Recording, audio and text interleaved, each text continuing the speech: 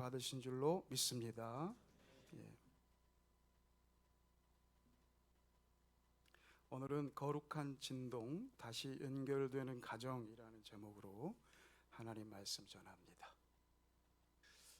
설교하기 전에 근데 아까 새로 오신 분들 소개를 좀 빠뜨린 게 있어서, 저기 그 프랑스에 1년 동안 갔다가 온 윤예찬 군, 잠깐 일어나세요. 자리. 윤예찬, 우리 청년부 등록하고 갔거든요. 박수 한번 쳐주세요. 우리 수잔이 1단지에서 우리 사시는 우리 이웃도 오셨어요. 한번 박수 한번 쳐도 되죠? 박수 한번 쳐주세요. 감사합니다. 너무 감사합니다. 새벽기도 계속 나오시고 그래서 너무너무 감사합니다. 우리 윤예찬 군은 내가 우리 교회 이제 붙잡으려고 그랬는데 또 저기 홀리데이 비자로 갔다가 이번에 워킹 비자가 나올 것 같은 불안한 예감이 들어가지고 이게 가면 안 올 것 같은데, 하여튼 주께서 우리 윤예찬 군에게 늘 항상 함께 하기를 바라고 열방교회 교인이라는 사실을 잊지 않기를 바랍니다. 오늘 거룩한 진동, 다시 연결되는 가정이라는 제목으로 말씀 전합니다. 성령의 권능이 임하시면요 환상을 봅니다. 에스겔 골짜기의 마른 뼈들, 그리고 그 뼈들이 살아나 하나님의 군대가 되는 환상을 봅니다.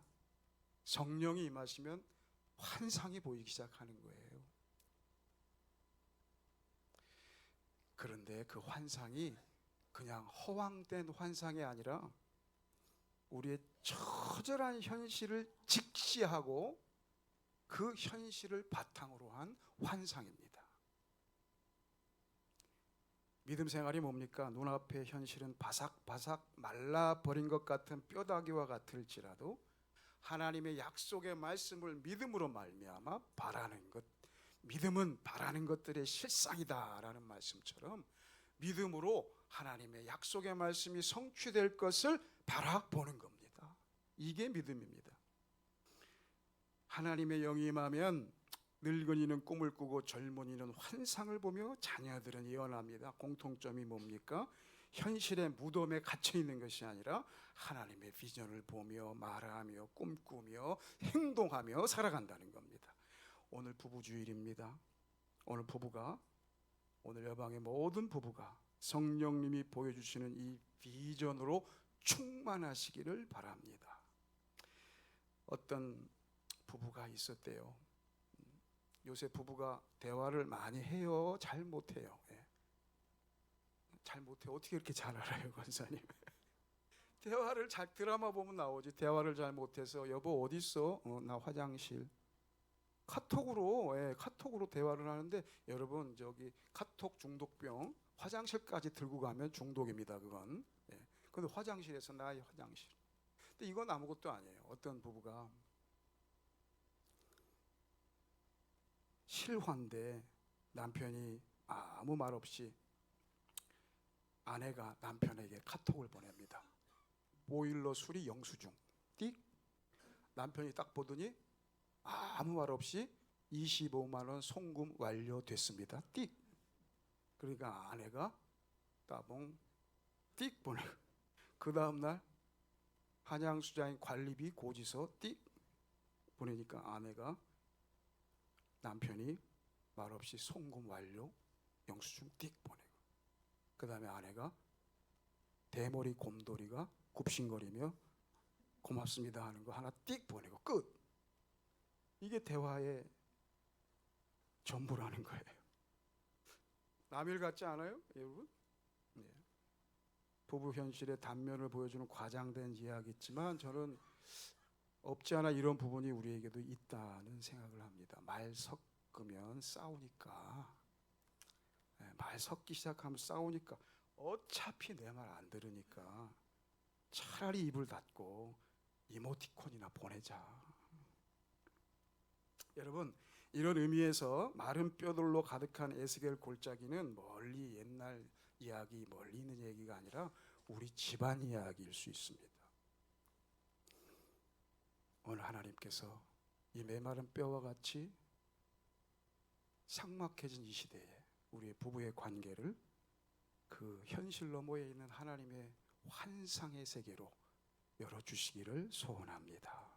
그렇다면 손만 대도 바삭바삭 부서질 것 같은 우리의 부부관계, 가정이 구체적으로 어떻게 무늬만 가정을 넘어 성령의 능력으로 살아나는 하나님의 군대가 될 수 있을까요? 첫째, 침묵과 단절을 깨트리는 성령의 만지심으로 거룩한 진동이 일어나야 합니다. 여러분, 싸우기 싫다고 가만히 입 닫고 사는 게 정말 평화입니까? 그건 무관심이라 하지요. 아무 소리도 없습니다. 아무 움직임이 없습니다. 진동도 없습니다. 철저히 따로따로 분리되어서 존재하는 것이 바로 에스겔 골짜기에 마른 뼈들이 모인 것 아니겠습니까? 뼈다귀들이 굴러다니고 조용합니다. 오늘 본문 7절 말씀. 오늘 본문 7절 말씀. 여러분이 한번 읽어주세요. 시작.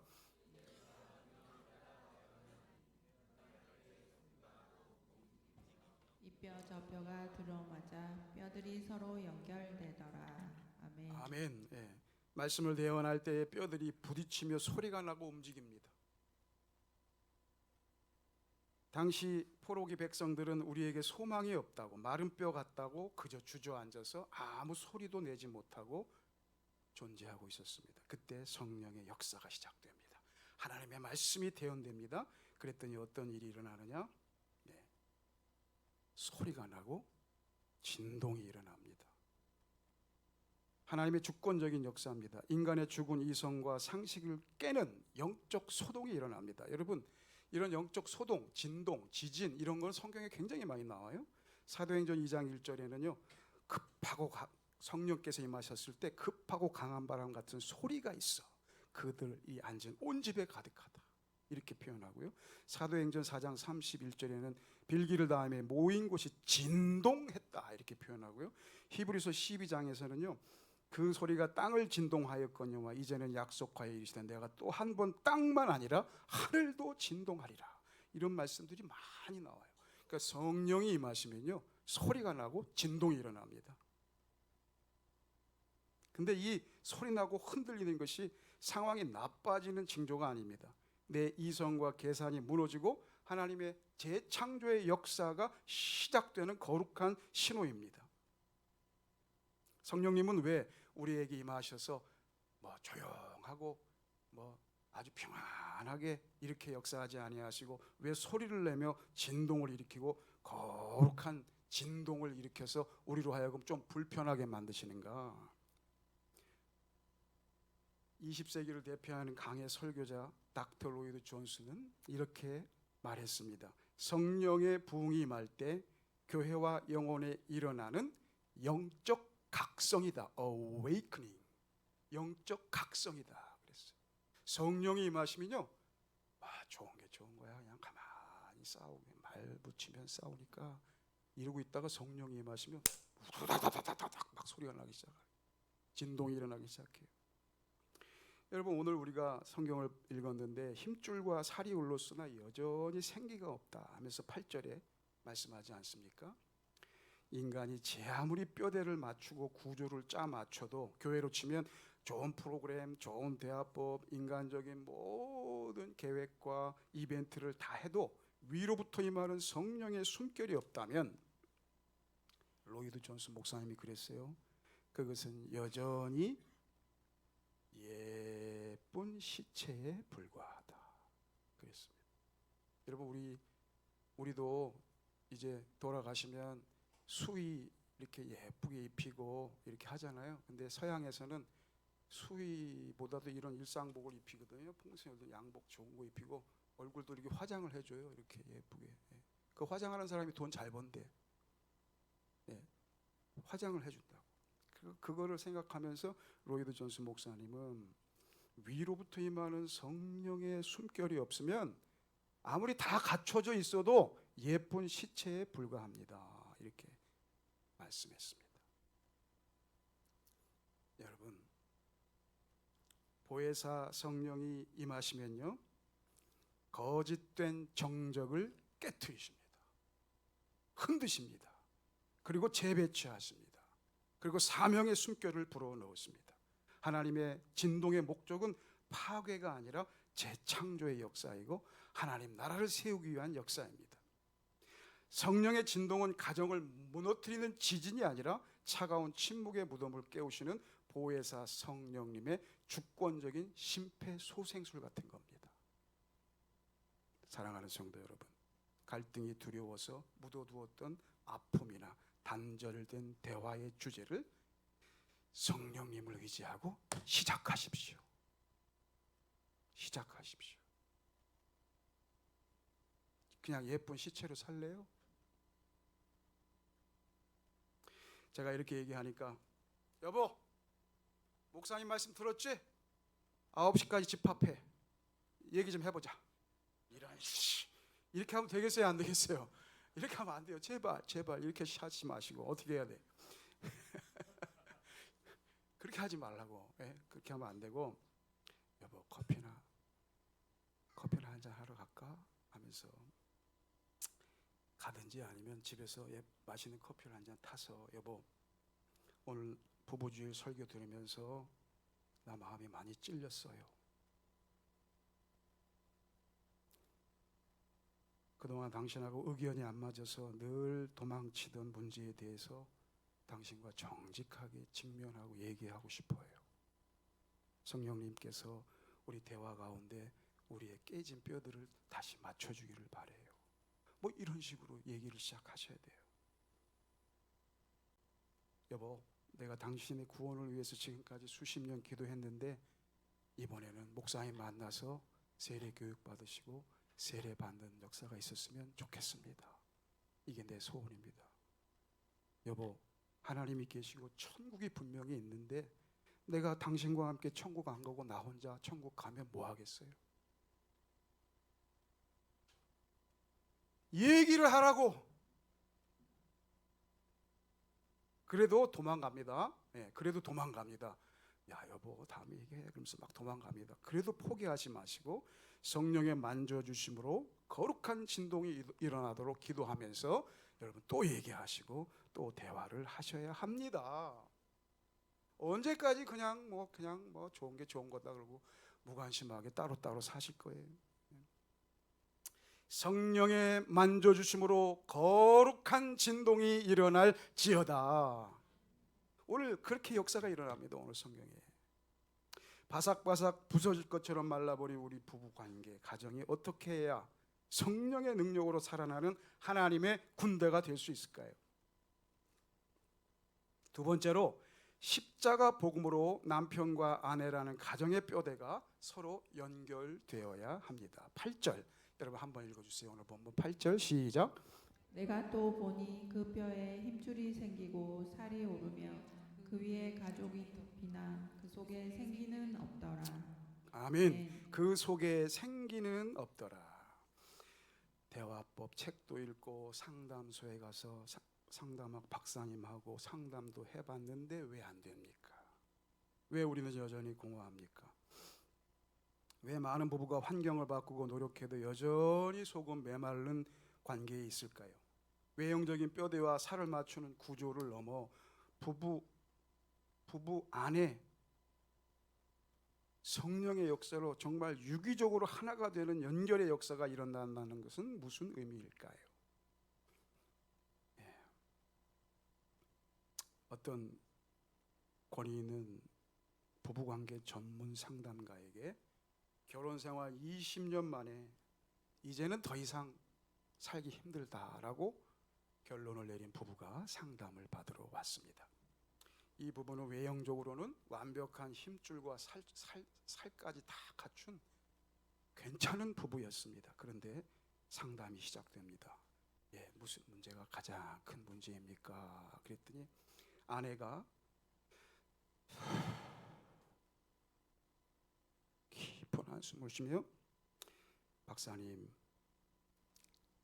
남편과 결혼하고 20년 동안 남편은 단 한 번도 나의 말에 나의 의견에 동의해 준 적이 없습니다. 아내가 그렇게 얘기합니다. 남편은 무조건 내가 틀렸다고 얘기합니다. 하고 말을 하고 있는데 그 말을 딱 끊고 남편이, 박사님, 이 여자의 말에 귀를 기울이시면 안 됩니다. 이건 명백한 거짓말입니다. 우리는 결혼한 지 20년이 된 것이 아니라 19년 6개월 20일이 되었습니다. 이 새빨간 거짓말을 하는 이 여자의 말을 믿으시면 안 됩니다. 이렇게 나오는 거예요. 그 속에 생기는 없더라. 이 말이 그 말이에요. 그 속에 생기는 없어요. 외형은 완벽하게 조립되어 있는데 알맹이인 생명이 없어요. 여전히 시체입니다. 사랑하는 성도 여러분, 예수 그리스도께서 왜 십자가에서 처참하게 살을 찢고 피를 흘려 돌아가십니까? 기독교는 가정의 행복을 위해 도덕적 힘줄을 만들고 대화법이라는 살을 붙여서 그저 예쁜 시체를 만드는 그런 종교가 아닙니다. 십자가는 무엇입니까? 내 힘으로 가정을 구원할 수 있다는 인간의 모든 의로움의 뼈대를 완전히 꺾어버리는 게 십자가입니다. 내가 십자가 앞에서 전적으로 무능한 영적 시체임을 인정할 때 비로소 그리스도께서 무덤문을 여시고 우리의 화석화된 이 폐에 보혈의 능력으로 성령의 생기를 불어 넣으십니다. 겉모습만 멀쩡한 예쁜 시체로 살 것인가? 오늘 예수의 십자가 앞에 내 자존심을 못 받고 성령의 생기로 진짜 살아난 아름다운 군대와 같은 부부관계가 될 것인가? 여러분 어떻게 생각하세요? 생기 없는 예쁜 시체와 같은 부부의 본질, 그게 뭐라고 생각하세요? 그 본질은요, 자기 중심이라는 겁니다. 자기 중심. 남편은 남편 중심, 여편은 여편 중심. 겉으로는 고상하게 웃지만 속으로는 끝까지 내 자존심에 쥐봉을 쥔 채 내 행복을 위해 네가 존재하는 거 아니야. 그런데 꼭 여기에 또 성경 말씀을 갖다 대요. 너는 나의 돕는 배필 아니야. 그러니까 나를 도와야지 네가 왜 그러고 있어. 이렇게 나온단 말이지. 나의 행복을 위하여 네가 존재하는 거야. 근데 보니까 너 때문에 내가 행복하지가 않아. 그러니까 어떻게 되는 거예요? 그때부터 문제가 생기는 거예요. 여러분, 이건 복음이 아닙니다. 사도 바울은 에베소서 5장 25절에서 이렇게 말씀합니다. 남편들아, 아내 사랑하기를 그리스도께서 교회를 사랑하시고 그 교회를 위하여 자신을 주심같이 하라. 여러분, 이게 놀라운 것 아닙니까? 무슨 말씀입니까? 한마디로 말씀드리면 네가 나를 위해 존재하는 게 아니라 성경을 보고 십자가를 보니까 내가 당신을 위해서 존재하는 거야. 자기 중심에서 벗어나는 겁니다. 부부의 패러다임이 우주적인 대전환을 맞이합니다. 십자가를 통과한 부부는요, 더 이상 나를 위해 네가 있어야 되는 거 아니야? 이렇게 말 안 합니다. 서로를 생명 없는 인형으로 만들지 않습니다. 그리스도와 교회의 비밀을 깨닫고 배우자를 향해서 이렇게 고백합니다. 여보, 말씀을 들어보니, 복음을 알고 보니 내 행복을 위해 당신이 존재하는 게 아니라 이제는 교회를 위해 자신을 내어주신 예수님처럼, 주님을 위해 온전히 순종하는 교회처럼 내가 당신을 위해 존재하며 당신을 행복하게 하는 게 나의 사명인가 봐. 이 대속의 원리가 흘러 들어갈 때 생기는 없더라라는 이 정적이 깨집니다. 마침내 위로부터 성령의 능력이 임하기 시작합니다. 부부의 심장이 고동치기 시작합니다. 사랑하는 성도 여러분, 이 복음이 우리의 안방과 거실을 지배하기 시작할 때 우리의 부부가 바뀌기 시작합니다. 나를 위해 너가 존재해야 한다고 상대를 쥐어짜는 것이 아니라 이제는 여보, 내 인생은 아마 당신을 위해서 이 땅에 보낸 것 같아. 막 듣기만 해도 좋지. 권사님들 막 지가 얼굴이 지금 앞에서 보니까 막 아, 이게 제 말이에요? 아니면 성경 말이에요? 성경의 말씀이에요? 부부간의 관계가 예수님과 교회의 관계거든요. 예수님이 교회를 위해 당신의 모든 걸 다 희생하셨잖아요. 그럼 교회는 어떻게 해야 돼요? 주님을 위해 다 드리는 거예요.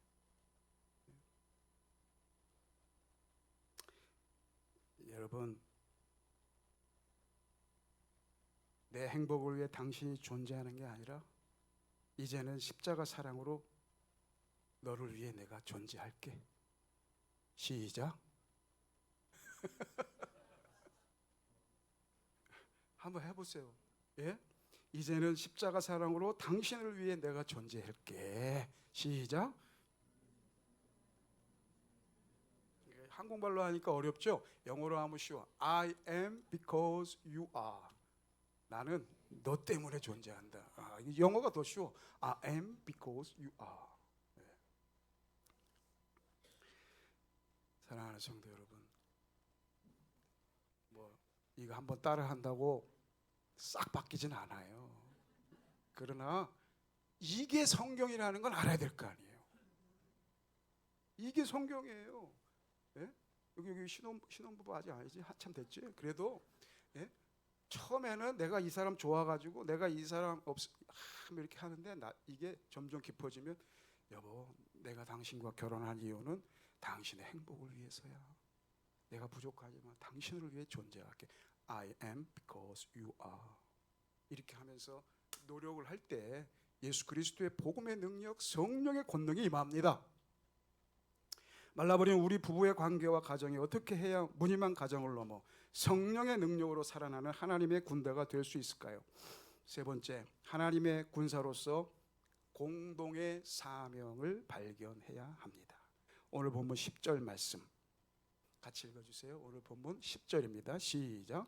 이에 내가 그 명령대로 대언하였더니 생기가 그들에게 들어가매 그들이 곧 살아나서 일어나 서는데 극히 큰 군대더라. 아멘. 하나님의 군대로 일어납니다.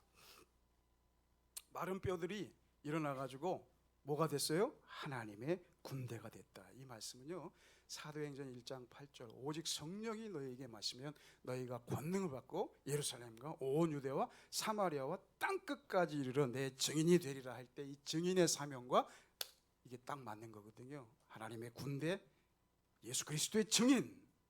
그래서 사도행전 1장 8절에서 땅끝까지 이르러 할 때 땅끝은 지리적 영토만을 의미하지는 않습니다. 그 땅끝은 바로 바삭바삭 말라버린 복음이 없어 시체처럼 죽어있는 절망의 자리를 말씀합니다. 하나님은 언제나 절망의 골짜기라는 땅끝에서 하나님의 사람들을 연단하셔서 부르시고 하나님의 군대로 일으켜 세우시고 다른 땅끝을 향하여 진격하게 하십니다. 아브라함이 그랬고요, 야곱이 그랬고요, 모세가 그랬고요, 다윗이 그랬고요, 성경의 모든 하나님의 사람들이 다 이 과정을 거쳤습니다. 오늘 에스겔서 37장 9절에서 사방에서 생기야 불어와라 할 때 사방에서 생기가 불어와서 이 마른 뼈들을 살리지 않습니까? 이것은 구심적 회복이라고 합니다. 사방 동서남북에서 하나님의 영이 불어와서 마른 뼈들을 살리는데 이 사도행전 1장 8절에서는 성령의 권능이 임하니까 예루살렘과 온 유대와 사마리아와 땅끝 사방으로 하나님의 말씀이 전파됩니다. 이것은 원심적 파송입니다. 그러니까 에스겔서에서 안으로 불어 들어와 뼈들을 살린 성령의 바람이 사도행전 1장 8절에서 사방으로 다시 불어나가서 사방 땅끝에 마른 뼈들을 살리는 선교의 바람, 복음의 바람, 생명의 바람이 됩니다. 오늘 우리 가정이 메마른 골짜기에 생기를 불어 넣을 수 있는 이런 사명의 확인이 있어야 됩니다. 여러분 좀 겁나지 않으세요? 아유, 우리끼리 이렇게 재밌게 우리 금술 좋게 아무 문제 없이 이렇게 살아도 되는 거야? 겁나지 않아요? 겁나. 솔직히 말하면 겁나요. 우리끼리 상처 치유받고 위로받고 안방의 평화로 끝내라고 성령께서 역사하셔요? 아닙니다. 가정이 서로의 상처만 핥아주는 무덤에서 벗어나시기를 원합니다. 세상을 향해 예수를 증언하는 선교적 군대로 일어나시기를 원합니다. 메마른 내 가정에서 성령의 능력으로 살아난 부부가 이제는 세상의 가정, 메마른 땅끝을 향하여 나아가야 합니다. 사랑하는 성도 여러분, 보혜사 성령의 생기를 받아 하나님의 군대로 일어나시기를 바랍니다. 부부가 이 사명을 확인해야 이게 진짜 생기 있는 부부가 된다니까요. 그런데 여러분, 오늘 이 세상은요, 우리의 거실을 향해, 부부를 향해 끊임없이 절망의 저주를 퍼붓고 있다는 거 아세요? 여러분, 미디어를 열어보세요. 핸드폰 열어보세요. 부부간의 관계에 대해서 뭐라고 하는지.